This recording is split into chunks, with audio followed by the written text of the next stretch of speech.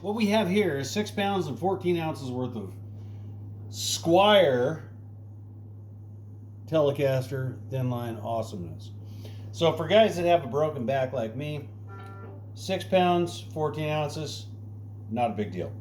I could play this thing all night and not, and it's got a bender in it. That's the other thing. It's got my bender in it, which only weighs 12 ounces.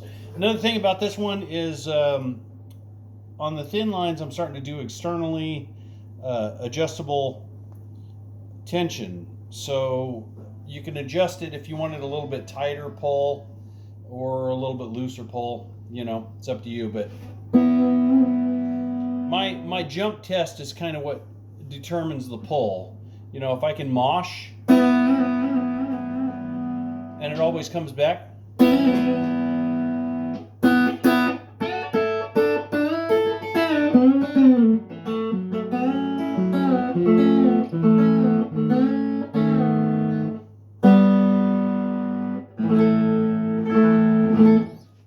Then it's good. If it doesn't do that, if you jump up and down and it stays bent, you're like, and then you got to pull the neck up. If you got to pull the neck up to get it back in tune, the spring's not tight enough, or there's something screwy with the mechanics of it. Vice versa of that is if it's like pulling so hard and then you're pulling the guitar out of tune, the whole guitar is going flat. So let me try to get an example of that, because this one's set up perfect.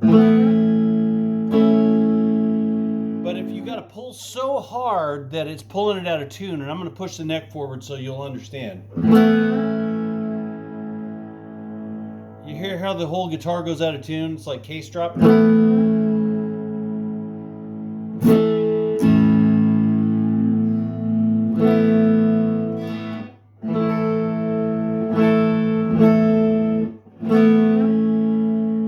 See, it should be really close to in tune.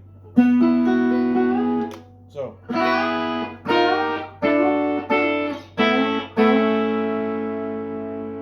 But if it goes out of tune, and again, I'm going to press on the back of the neck, that means your spring is too tight or there's something wrong with it. So if you hear that going on with a bender, then there's something messed up and you need to maybe lighten the spring up. But the other thing is, it's got to come back to tune when you're doing that. When you're jumping up and down. And I always suggest that you hold your hand under here just in case it drops. But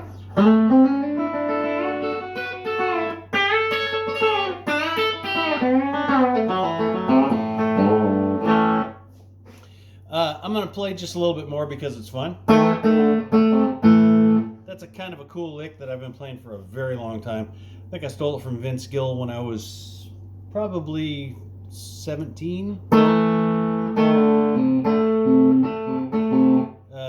It's just something that he used to do, like Oklahoma Borderline. I think he did it in that. So you're hammering on,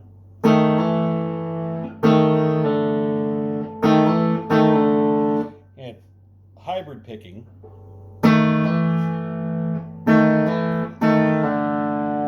See if I can show both hands.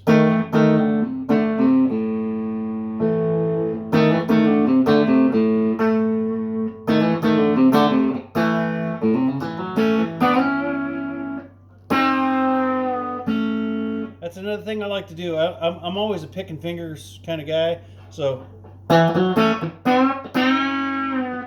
where I'm bending both these strings at the same time, but I'm plucking both of them. So both of these are going up. Hard to do slow.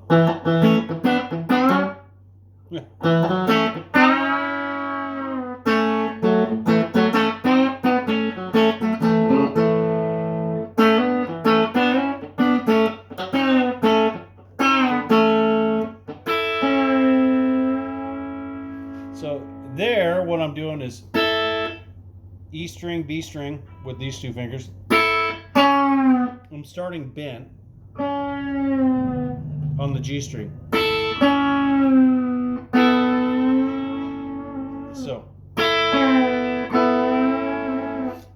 when I go up here, I'm using the B bender.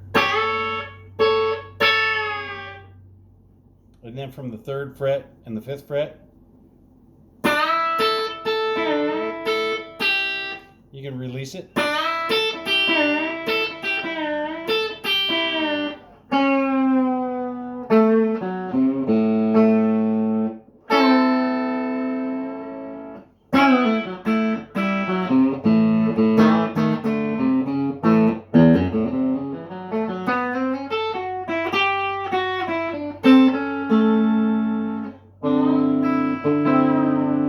Now that lick right there, that's a C7th shape, but you're in the key of D at this point. So here's a C7, bending it up to a 9. So I'm up here at the D, and then I'm just doing these slides into the 7ths. So that's just 4th fret, 5th fret. So 4th fret on the D string, 5th fret on the G, sliding it up a half step. Same thing, 2 frets or a half step down, and another string down. So.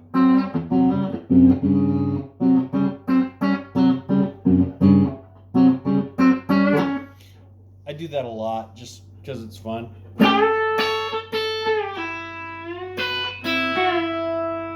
Now that, you know, I'm already on the unison note. So it creates a little tension, but and when you do that, when you're doing it there, you're bending it up to that same note.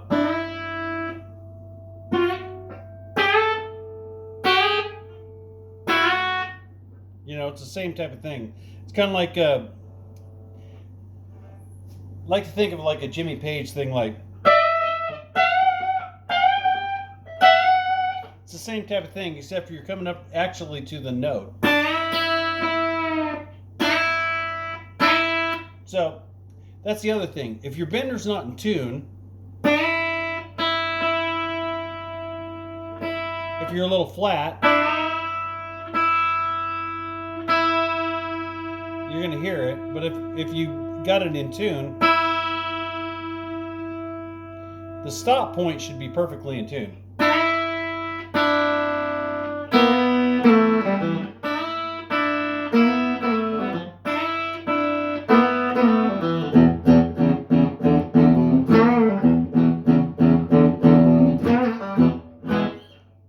Everybody knows that one.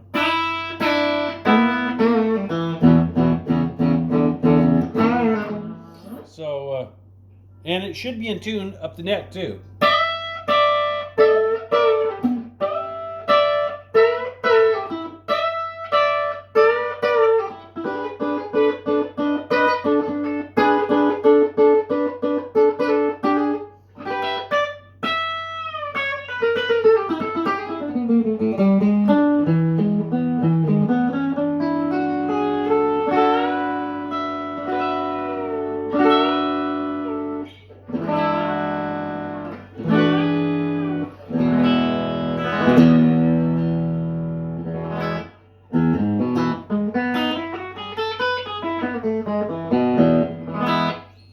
So anyway, I know this video is going on a little longer than most of my videos, but kind of went into lesson mode there for a minute. This is a pretty cool guitar. It is for sale. I was going to do it as a body only, like a bender loaded body, and it would probably be in the 5, I don't know. I didn't weigh it with the bender in it after I got it all back together without the neck on it. So I'm thinking probably 5.5. But it, you know, with the neck and strings and everything, it's only 6 pounds 14 ounces, and the neck plays pretty good too. I mean, it's a good deal either way you look at it. But yeah, if you guys are interested in this thing, just hit me up. And if you want to learn any of those licks, like in detail, exactly what I'm playing, or you want to do personal lessons or anything like that, just let me know. I do lessons online now, and I can do FaceTime, and I can do the other one too. But I do have an iPhone now, so I can do FaceTime lessons, and I have a Patreon page as well. So if anybody's interested in that, they can sign up to the Patreon, and there's a few lessons and stuff on that too. So please like, subscribe, all that good stuff. I'm trying to catch up to all my other friends. It's never going to happen because I'm too busy in the shop putting benders in everybody's guitars. But I'm still trying. So y'all have a great Christmas, and I really appreciate you watching this video. And if you know anybody that wants a really super lightweight bender guitar, let me know. I'll get it out to you.